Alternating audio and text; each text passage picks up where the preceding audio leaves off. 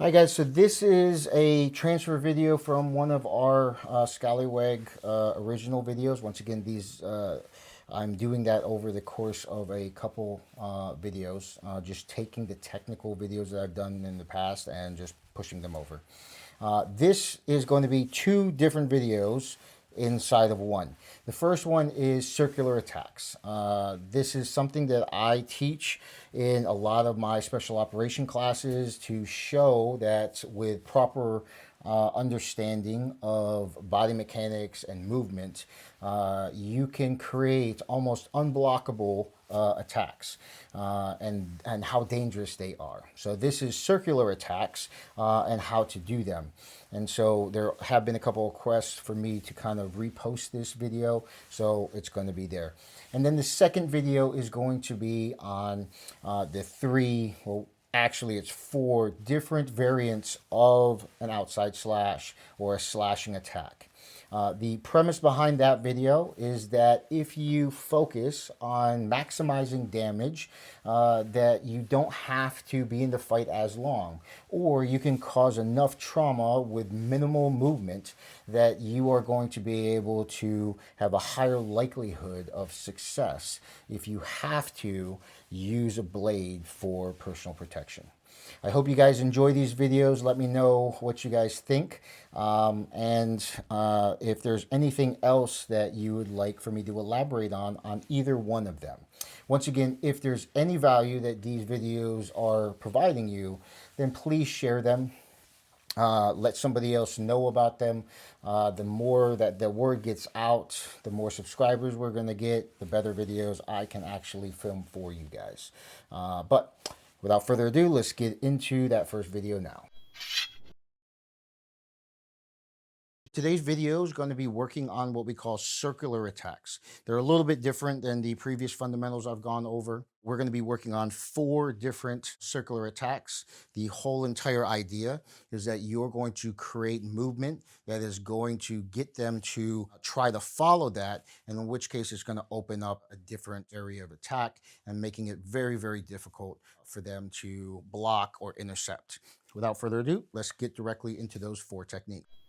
Four different techniques. Circular attacks, you're going to have two that go to the right side and then two that go to the left side. You will be doing these in the forward grip. So if you have a trainer and you're following along now, your stance, it doesn't matter what leg is forward, one hand draws directly back, and then you're just basically placing this directly across your body. The whole entire movement here is you're going to start your motion either by going up or by going down. When you do that, all you're going to do is you're just going to flash the side of the blade towards that direction. So if I'm going high, it'll look like this. If I'm going low, it'll go here. What you're going to notice is that I'm not actually pushing in front of me. I am just lifting this up. From that position, you're going to then draw a circle, a fairly large circle, directly to the outside. If I'm going to be going to my right side, then I would want to take my right leg and step when this happens. But just for the demo right now, I'm just going to stand still. But the motion of this looks like this. So I go up and then I go low. When I go low, I reach towards that target and then I pull. So this is a slash or a snapping cut directly to the lower body. So as my hand comes up, their hands are going to try to redirect or block, and then I'm going to lean forward and then cause a cut here. So once again, that movement looks like this as I'm cutting. If you add movement with it so that you can get a proper angle, you would take your right leg and step as the circle is being created. So it would go like that off of that cut. So once again, we would be here. I would be hiding the blade or maybe on the draw. What happens is I go up and then low off of that cut. If I go in the opposite direction, it's the same thing. I drop the blade as if I'm going towards their groin, and then as their hands lower, I would step and then create a snap cut or a dragging cut off of their neck. And so once again, we would be here off of our normal stance. This goes low, and then I would go high. When you do this, technically, you don't need to go very fast with this. In fact, it's more effective when you are at a moderate pace. The reason for that is you're looking for them to react naturally off of whatever's going on. So, what happens is, as my hand drops, I want their hands to start moving towards to block. And as I see their hands move, then I can pick up the pace, move around their arms, and then I can cut. If you're going to go to the other side, it's all the same concept, except you're going to turn your palm towards you when you do that. So as this is going towards the face here, I'm going to step and then rotate around, leaning forward with or reaching forward with the blade and then cutting. Okay, so once we're here, it is up and then low, or if I'm standing still, it is here and cutting. Your initial movement is going to be close to you, and then your reach is going to extend so that you can cause damage to the lower body or to the neck. If I go to the groin, it's the same concept. I'm just lowering my hand. This is going around. I lean forward and then I cut.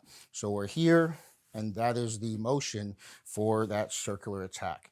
If I want to add movement, I would take my leg and I would step at a 45-degree angle so that I could get around their arms. Those are your 4 circular attacks. They don't look like much right now. I'm going to demo them on Bob here so that you can see a little bit more of what I'm talking about. And so let's get into that now.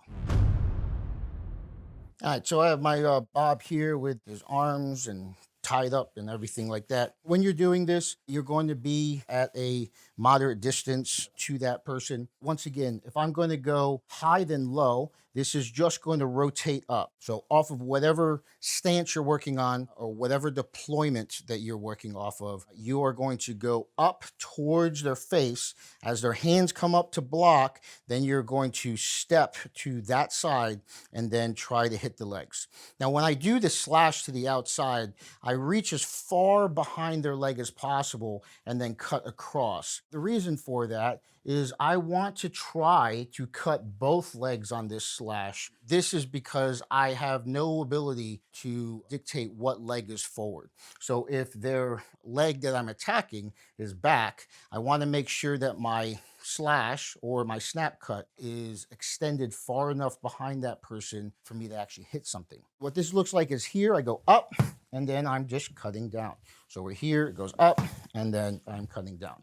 As my hands come up, their hands are going to try to follow that. I'm going around their arm because their extremities or their arms are always going to be the thing that you are going to have to bypass.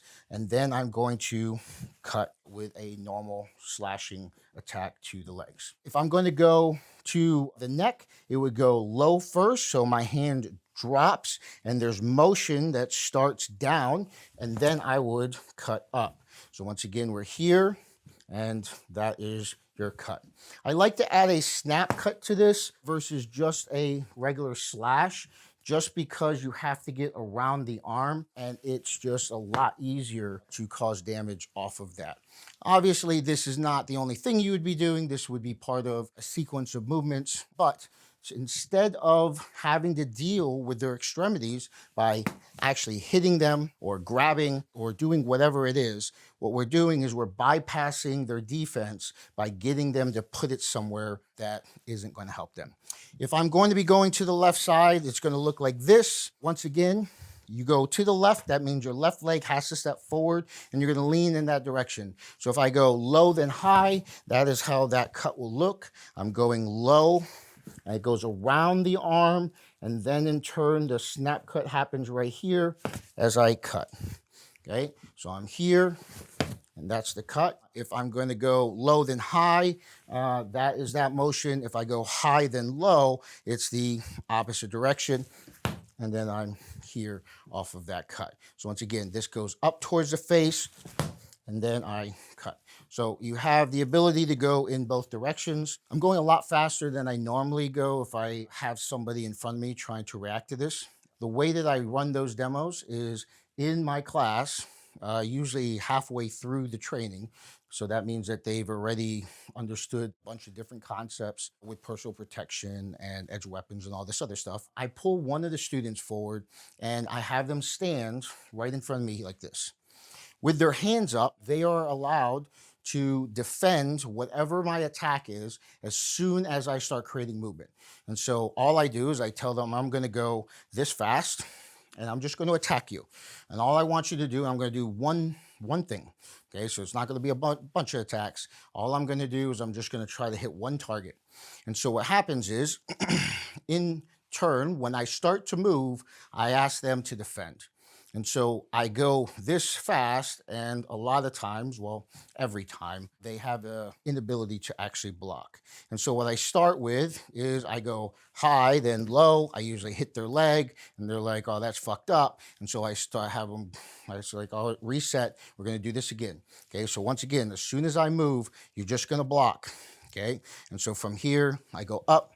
Their hands come up, and then I pop them into the leg. Then we're like, "Okay, you understand what we're doing now?" And then they would agree. From that point, I would go, "Okay, ready, go." And then I would hit them in the neck. The class gets into it, and then I have them demo on each other. And then they see that when you do this properly, it's just feigning in one direction. The defense goes to try to deal with that, and then it completely opens you up for the attack. In this next clip that you're going to watch, I actually do that demo with a student of mine. He's an instructor at our academy. He's a purple belt in Brazilian Jiu-Jitsu, been training with me for over 3 years. He does the self-defense classes. He has understanding of edge weapons, but he's never done this demo. The reason I'm saying all of this is because this is somebody that is trained, and this is what the normal reaction is. I had my beautiful wife videotape it, and this is going to be the result. So let's watch that clip now.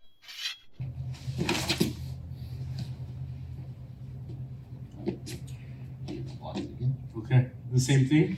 Okay.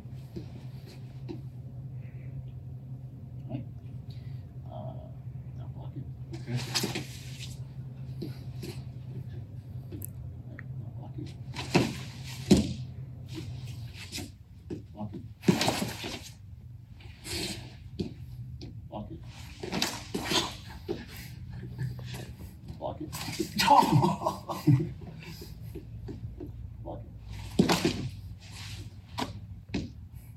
Block it.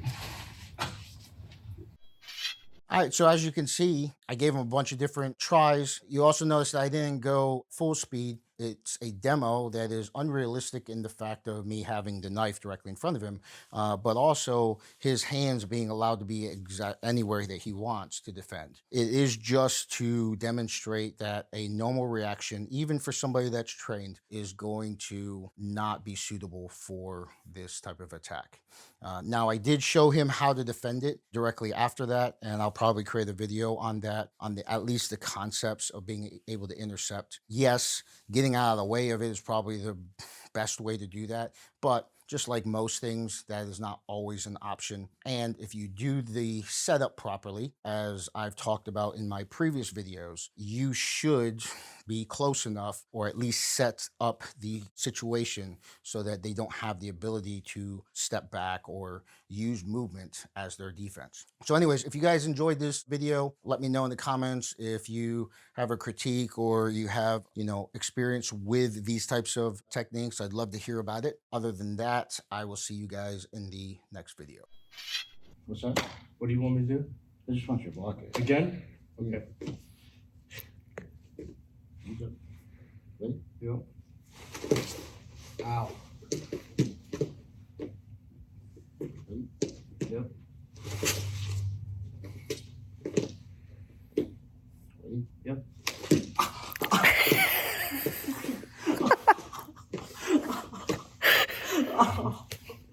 Oh. How'd you know? Oh. I was gonna reach that. Blocking. Sorry, this video is useless because I'm just laughing. Today's video is focusing on the foundational technique of slashing. I'm going to be covering 4 different variations of the traditional slash. The idea behind this is to provide you a little bit more context on how you should apply pressure or leverage or what have you to increase the amount of trauma that you can do with this basic movement. As you learn any combative art, martial art, self-defense, and then you start to apply it in drill form, pressure checking through scenario-based training, and then live resistance, you start to realize that these normal movements, these foundational movements, can be applied in a multitude of different ways to get a number of different results based off of your intent, the scenario you find yourself in, and other factors. Edge weapons work is no different than anything else, and so there are different ways to apply the same technique and create better or worse results. I hope you guys enjoy this video. Let's get into the lesson now. One of the most basic flow drills that we teach is a 4-cut flow drill. A lot of times we add a 5th movement, which is a stab. What this does is it works on your angular attacks and horizontal attacks. The idea is just to teach somebody how to maneuver the blade in their hands. And so what happens is it's a 1, 2, 3, 4 motion, and then what happens is we teach how to stab. When you're talking about the angles of attack, regardless of where you're learning it from, a lot of times the focus is on the movement, and there is very little conversation about how you're supposed to maximize trauma with the blade. This is a topic that's a little bit later on, but what I like to focus on, or I like to give, is just a little bit of information on how you should be slashing depending on what you're looking to do. And so the primary way that you do that movement is through traditional movement or momentum based slashing. So you're slashing and then just creating these angles and trying to create these figure 8s or circular attacks. So when you're doing this on a target, it looks like this. It goes across the body, and then if you apply any type of stabbing, then it applies there. But on the initial part, the first way that you cause damage is if you do this properly, you're trying to put as much surface area of the blade on as possible. So you're trying to get as close to the handle, the hilt, as possible, and then you want to drag across. And the way that you do that is you use the contours of the body to maximize damage. The way that you aim is you take your knuckle and you try to touch whatever the target would be.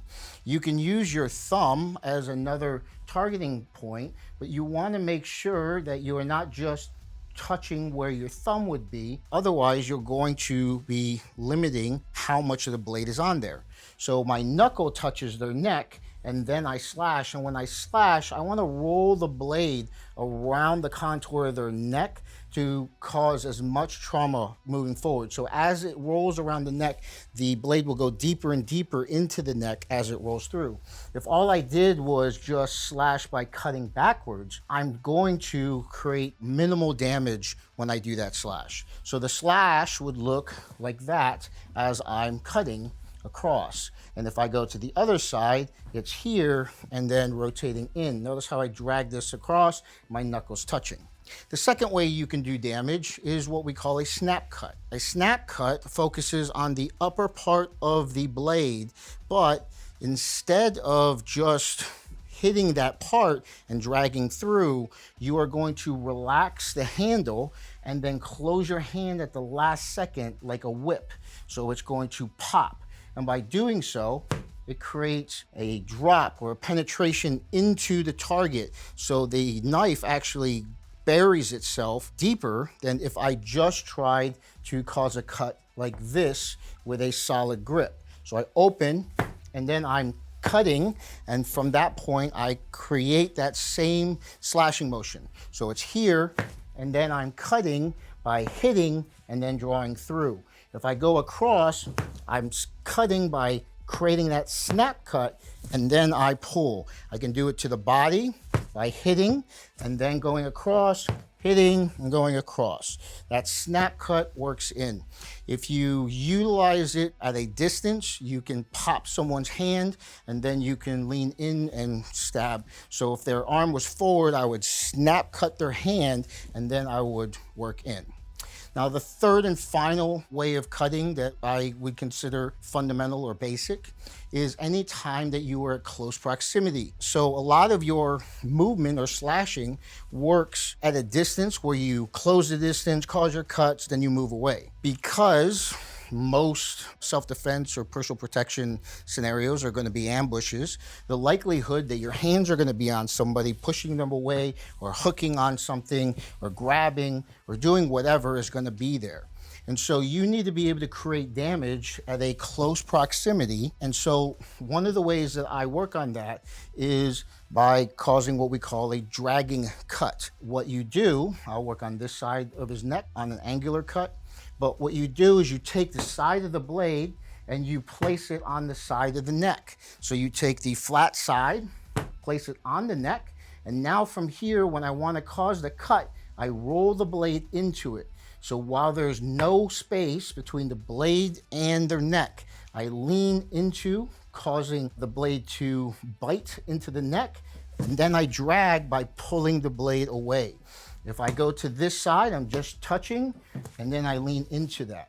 And so all you're doing is you're trying to eliminate as much telegraphing as possible by just touching, and then you lean into and you cut. Same thing here, and cut. You can do this by hugging the back of their head, placing the flat of the blade here so we could be defending against punches. We could be opening our folder behind their neck. And now from here, to cause that dragging cut, I just roll the blade as I'm cutting here. And so it's here and cut, here and cut. It's the same thing when it goes to the body. I'm just placing and then I'm working in. This can be done in a grappling scenario. It makes it a lot easier as that works in. All right, so as a bonus, there is a fourth way that you can start damage to cause even more damage on the draw. The way that that happens is I'm going to do a 2-cut on the inside, but instead of moving outside first, all I'm going to do is just move my hand towards the target, and it's going to cause a cut on this side of the neck as I drag the blade across the neck.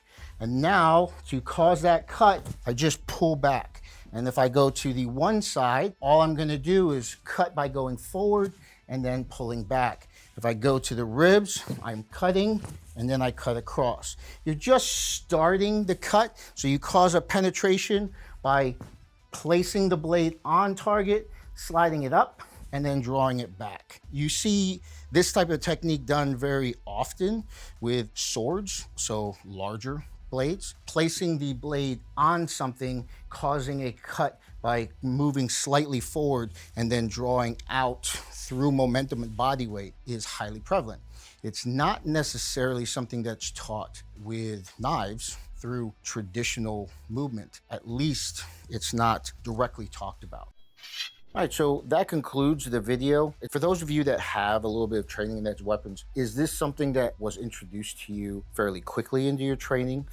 Is this a new concept? Did I cover a different variation that maybe you haven't seen before, or at least haven't been introduced formally like this? Are there any other variations that maybe you were introduced to that I did not actually cover that you feel are important? I could continue to categorize a lot more variations, but those 4 are really the ones that we see a lot of, at least in the training for the personnel that I work with. A lot of this does have a air of moderate to advanced skill, mainly because it is something that has to be pushed past the fundamental understanding and then right into the applications that you'd be using the knife for. Now, at the end of the day, I understand that there's steel and you need to get the steel in the other person. The foremost understanding of causing damage, you just need to get the blade on the person.